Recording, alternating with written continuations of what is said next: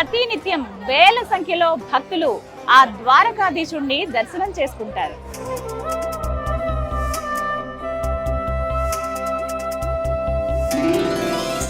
ఆలయ ప్రవేశానికి ఇదే ప్రధాన ద్వారం అండి. మొత్తంగా 56 మెట్లుంటాయి. ఈ మెట్లెక్కి పైన ఉన్న ఆ ద్వారకాధీశుణ్ణి దర్శించుకుంటారు భక్తులు.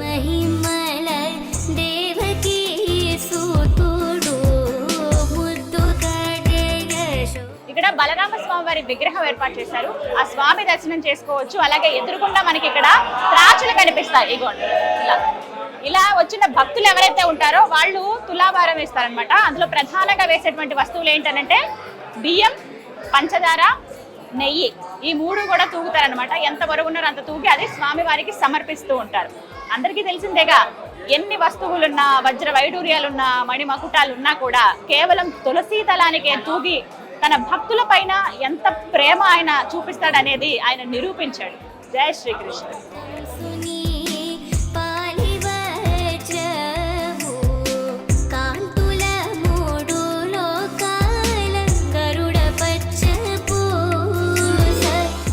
ద్వారకలో అడుగు పెట్టిన దగ్గర నుంచి మనసుని ఒక ఆధ్యాత్మిక భావన కమ్ముకుంటుందండి.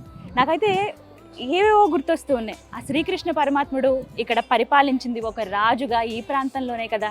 ఆయన ఎంతో మందిని, తన భక్తుల్ని ఉద్ధరించింది ఈ ప్రాంతంలోనే. యదువంశం మొత్తం నివసించింది ఈ ప్రాంతంలోనే అని అది గుర్తొచ్చినప్పుడల్లా మనసంతా పులకించిపోతుంది. ఏదో తెలియని వైబ్రేషన్ అయితే నేను ఎక్స్పీరియన్స్ చేయగలుగుతున్నాను.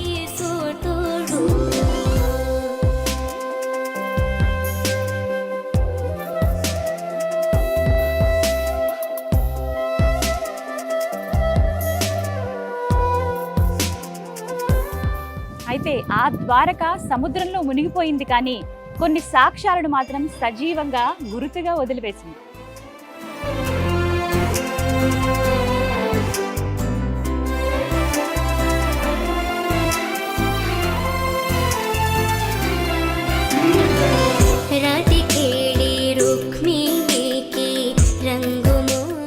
ద్వారకాలో మూల్ ద్వారక, బేట్ ద్వారక అని 2 ప్రాంతాలు ఉంటాయండి. బేట్ ద్వారక అంటే సముద్రంలో మునిగిపోయిన విశ్వకర్మ నిర్మించిన శ్రీకృష్ణ భగవానుడు పరిపాలించిన ద్వారకా నగరం. మూల్ ద్వారక అంటే ఇదిగో ఇక్కడ కనపడుతుందే ఆలయాన్ని నిర్మించిన ప్రదేశం. శ్రీకృష్ణ భగవానుడు ఇక్కడే కొలువై ఉన్నాడు. ఇదే మూల్ ద్వారకగా పిలుస్తారు.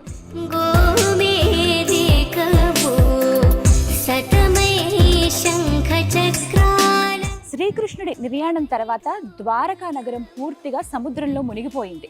అయితే శ్రీకృష్ణుడి మునిమనవడు వజ్రనాభుడు శ్రీకృష్ణ పరమాత్ముడికి గుర్తుగా, అంటే జ్ఞాపకార్థంగా ఒక ఆలయాన్ని నిర్మించాలనుకున్నాడు. అదే ఈ మూల్ ద్వారక. సముద్రానికి దగ్గరగానే మనకు కనిపిస్తుంది.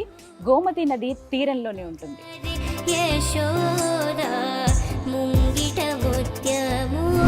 సున్నపు రాయితో నిర్మించిన 5 అంతస్తుల ఈ పెద్ద ఆలయం చూసేందుకు కన్నుల పండుగగా ఉంటుంది.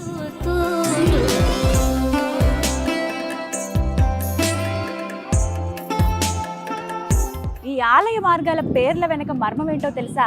ఆ శ్రీకృష్ణ భగవానుని దర్శనం చేసుకోవాలంటే స్వర్గానికి వెళ్ళాలిగా. ఆ స్వర్గ మార్గం గుండా లోపలికి వెళ్ళి ఆ స్వామి దర్శనం చేసుకుని ఆయన అనుగ్రహించిన మోక్షం ద్వారా ఆ మోక్ష మార్గం నుంచి బయటకు వస్తాం.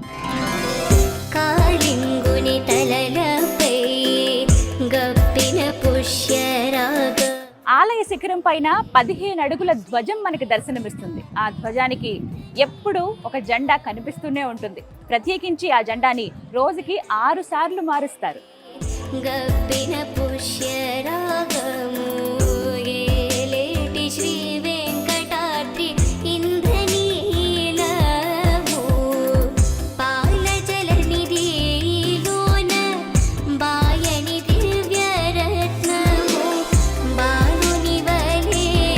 స్వామివారికి రోజు 6 రకాల సేవలు జరుగుతాయి. ఉదయం 6:30కే మంగళ హారతితోటి స్వామివారిని మేల్కొల్పుతారు. 10:30కి శృంగార హారతి ఉంటుంది. ఇక మధ్యాహ్నం 12 గంటలకి రాజ్భోగ్ ఉంటుంది. 1 గంటకి ఆలయం మూసివేస్తారండి. ఇక తిరిగి 5 గంటలకి ఉద్యాపనతో ఆలయం మళ్ళీ తెరుస్తారు. అప్పటి నుంచి చూసుకుంటే ఇక ఎంతో మంది భక్తులు స్వామిని దర్శనం చేసుకుంటూనే ఉంటారు. ఇక 7:30కి సంధ్యాహారతి ఉంటుంది. ఇక రాత్రి 8:30 శయనహారతి ఉంటుంది. ఇక 9:30కి గుడి క్లోజ్ చేస్తారు. ఇక్కడ స్వామిని ద్వారకాధీశుడిగా కొలుస్తారు. స్వామిని చూస్తున్నంతసేపు తన్మయత్వానికి ఖచ్చితంగా లోనవుతాం. నా దర్శనం తర్వాత స్వామి ఎంత వైభవంగా ఉన్నారు అనే భావన నాలో ఇప్పటికీ ఉందండి. కళ్ళ ముందు ఆ రూపం కదలాడుతూనే ఉంది.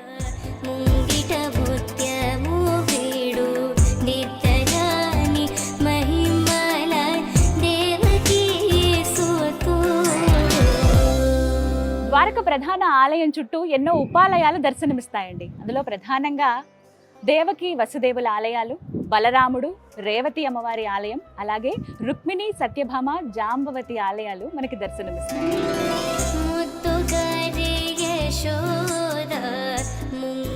ద్వారకకి దగ్గరలోనే రుక్మిణీదేవికి ఒక ప్రత్యేక ఆలయం ఉంటుందండి. దుర్వాస మహాముని శాపం వల్ల రుక్మిణి అమ్మవారు అలా అక్కడ వెలసారని చెబుతారు. ఆదిశంకరాచార్యుల వారు భారతదేశ వ్యాప్తంగా 4 పీఠాలను స్థాపించారు. అందులో ఒకటి ద్వారకలో ఉంది.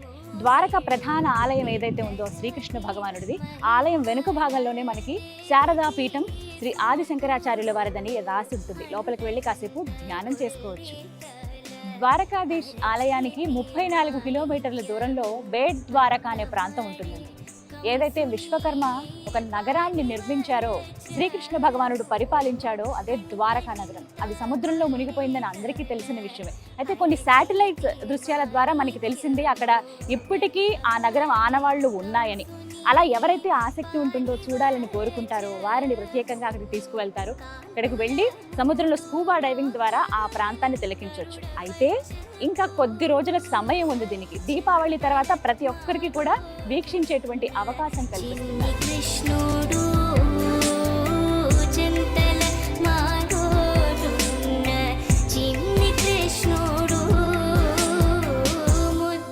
బేట్ ద్వారకాకి వెళ్ళాలంటే ఒకప్పుడు పడవలే మార్గం అండి. కానీ ఇప్పుడు ప్రభుత్వం ప్రత్యేకంగా సుదర్శన్ సేతు అనే ఒక బ్రిడ్జిని ఏర్పాటు చేసింది. మన వెహికల్స్ లోనే డైరెక్ట్ గా మనం ఆ ప్రాంతానికి వెళ్ళిపోవచ్చు.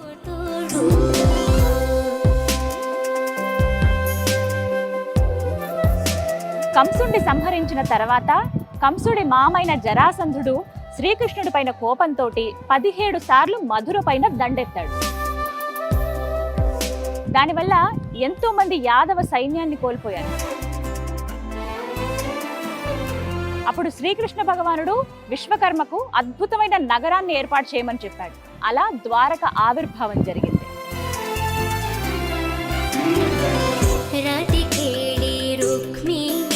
కృష్ణుడు కొడుకు సాంబడు కడుపులో ఒక ముసలం పుడుతుంది. యాదవ వంశంలో గొడవలై అందరూ కొట్టుకు చేస్తారు. ఇక అవతారం చాలించే సమయం ఆసన్నం అవడంతో నిశ్శబ్దంగా ఆ శ్రీకృష్ణ పరమాత్ముడు తపస్సు చేసుకోవటానికి అడవిలోకి వెళ్ళిపోతాడు. అక్కడ ఉద్ధవుడు వేసిన బాణం గుచ్చుకుని నిర్యాణం చెందుతాడు. ఆ విషయం తెలిసిన బలరాముడు కూడా అవతారం చాలిస్తాడు. శ్రీకృష్ణుడు చివరి ఆదేశాల మేరకు అర్జునుడు వారికి అంత్యక్రియలు నిర్వహించి మిగిలిన అతి కొద్ది మందిని ద్వారకా నగరం దాటించగానే ద్వారక సముద్రంలో మునిగిపోతుంది. అలా భగవంతుడి అత్యుత్తమ అవతారమైన శ్రీకృష్ణ అవతార సమాప్తం జరుగుతుంది. ఇది ద్వారక గొప్ప చరిత్ర, సనాతన ధర్మ పవిత్ర చరిత్ర. ఇక్కడ దొరికినటువంటి కొన్ని వస్తువులు, అవశేషాలు ఆర్కియాలజీ డిపార్ట్మెంట్ వాళ్ళు ఎవరైతే ఉన్నారో వాళ్ళు వచ్చి కార్బన్ డేటింగ్ చేశారండి. అలా చేస్తే అది తేలిందేంటో తెలుసా? ఇక్కడ ఏవైతే వస్తువులు ఉన్నాయో అవి మహాభారత కాలం నాటివి, సరిగ్గా ఆ సమయానికి సరితూగాయని చెబుతున్నారు.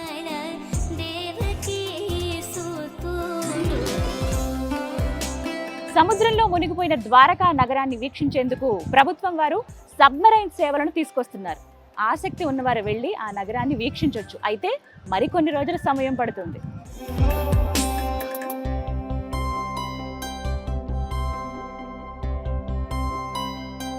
ఇదండి ద్వారక చరిత్ర, అలాగే ద్వారకాధీశుడి ఆలయ విశేషాలు. ఇలా మరెన్నో గొప్ప ఆలయ విశేషాలను మీ ముందుకు తీసుకొస్తాను. మనందరిపైన ఆ శ్రీకృష్ణ భగవానుడి కరుణ కటాక్షాలు ఉండాలని మనస్ఫూర్తిగా కోరుకుంటూ జై శ్రీకృష్ణ.